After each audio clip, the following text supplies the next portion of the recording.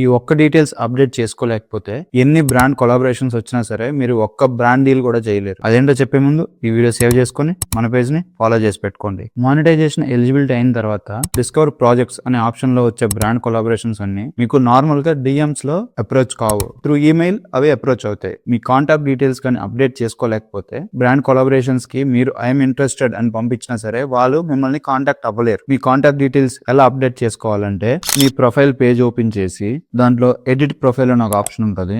Option మీద click చేసిన తర్వాత కిందకి స్క్రోల్ చేస్తే ప్రొఫైల్ డిస్ప్లే అని ఒక ఆప్షన్ కనిపిస్తుంది.